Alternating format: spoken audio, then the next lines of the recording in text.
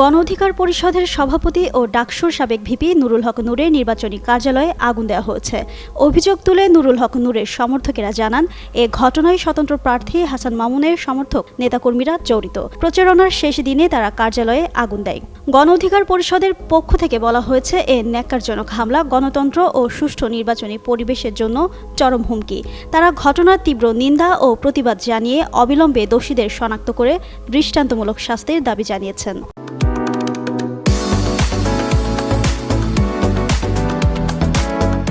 আর হাসান মামুনের সমর্থকদের দাবি, এ ঘটনা নূরের সমর্থকেরা নিজেরাই ঘটিয়ে অন্যদের ওপর দায় চাপানোর চেষ্টা করছে।